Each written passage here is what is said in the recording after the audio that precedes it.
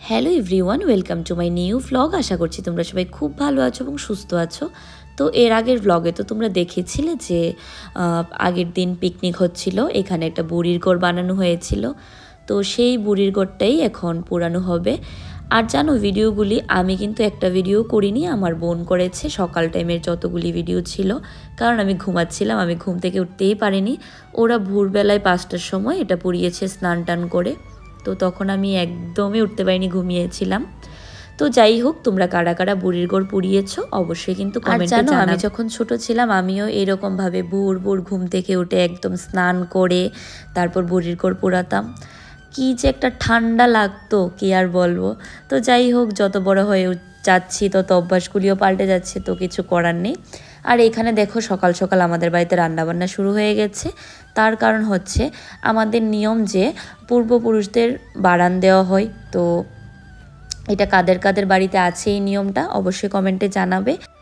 আর এইখানে দেখো, রান্নাবান্না কমপ্লিট করে পূজা দিয়ে চলে এসেছে বারানটা নিয়ে, কারণ এইখানে মাঠের মধ্যে বারানটা দেওয়া হবে। তো যতক্ষণ অবধি বারান দেওয়া যাবে না ততক্ষণ অবধি আমরা সবাই উপাস থাকি। বারান লাগানোর পর তারপর আমরা প্রসাদ খেয়ে উপাসটা ভাঙি, সেটাই হচ্ছে আসল নিয়মটা।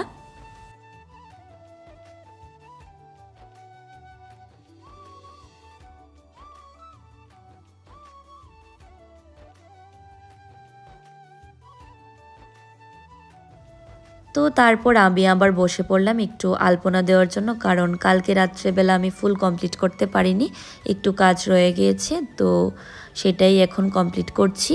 তো কীরকম লাগছে কমেন্টে কিন্তু তোমরা জানাবে। আর এইখানে দেখো, পিঠে পায়েস এগুলি বানানো হয়েছে। আর আরেক রকম পিঠে বানানো হয়েছিল, চিতই পিঠা, বা অনেকে বলে থাকো খোলা পিঠা, যে যেটাই বলো। সেটা অলরেডি সূর্যকে পিঠে দেওয়া হয়ে গিয়েছে সেটা দিয়ে। তো এইখানে হচ্ছে বারানের রান্নাবান্নাগুলি, শাক ভাজা, তারপর লাউয়ের তরকারি না কুমড়োর তরকারি আমার ঠিক মনে নেই, তারপর হয়েছিল মিক্সড সবজি, তারপর হয়েছিল মাছের ডাল, এটা কাদের কাছে পছন্দ কমেন্টে জানাবে। তারপর হয়েছিল লাউ দিয়ে টক, এটা কারা কারা খেয়েছো কমেন্টে কিন্তু জানাবে অবশ্যই। আর হয়েছে মাছের ঝোল। তো বাস, আরও হয়েছিল 5 রকম ভাজা। তো সেগুলি তো বারানে চলে গেছে, সেগুলি আর আমি দেখাতে পারিনি। তারপর আমরা সবাই মিলে বসে পড়লাম প্রসাদ খাওয়ার জন্য, মানে বারানে যেইগুলি লাগানো হয়েছে ভোগ সেইগুলি আর কি। আর এইখানে দেখো, মনটু কি খুশি হয়ে গেছে। তো সবাই মিলে বেশ ভালো খাওয়া দাওয়া করেছি। তো স্নান টান করে আমরা সবাই খেতে বসে পড়েছি। আর মা কি বলছিলে? রান্নাগুলি কেমন হয়েছে রিভিউ দেওয়ার জন্য। রান্নাগুলির রিভিউ চাইছে। অলমোস্ট খাওয়া হয়ে গেছে, এখন খাচ্ছি মাছ। তো সবকটা রান্না খুব দারুণ হয়েছে। তোর কিরকম লেগেছে বল? ভালো। শুধু ভালো? বাবু, তোমার কিরকম লেগেছে? কি বলো, মুখ দিয়ে বলো। আরে পরে খাবে, বলো। আর মা বলো, তোমার রান্না তোমার কিরকম লেগেছে? ঠিক আছে। তো খাওয়া দাওয়া কমপ্লিট করে একটু রেস্ট করে আমি সব কিছু রেডি করে নিলাম। আর এখানে দেখো, আমার ফাইনাল কমপ্লিট হয়ে যাওয়া আলপনাটা কীরকম লাগছে অবশ্যই তোমরা কমেন্টে জানাবে। আর হ্যাঁ, এগুলি রেডি করা হয়েছে আমাদের এখানে বাড়ি বাড়ি লুট নিতে আসে কীর্তন করে করে। তো সেটাও আমি তোমাদের সাথে শেয়ার করব। আর এখানে দেখো, আমার মা সবসময় পোজ দিয়ে বসে থাকে। তো এইখানে দেখো, আমাদের বাড়িতে সবাই চলে আসছে কীর্তন করতে করতে।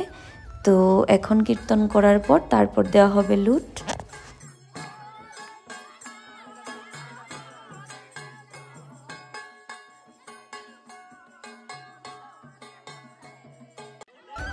আর এখানে দেখো, লুট দেওয়ার সময় পুরো বাড়িটা একদম মানুষে ভরে গেছে, কি ভালো লাগছিল।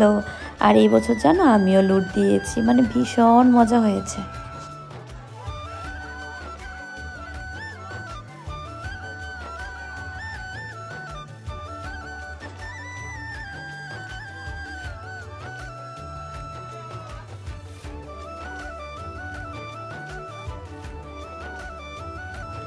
আর এইখানে দেখো, লুট নিয়ে যাওয়ার পর আমরা সবাই মিলে বসে বসে গল্প করছিলাম আর কমলা খাচ্ছিলাম।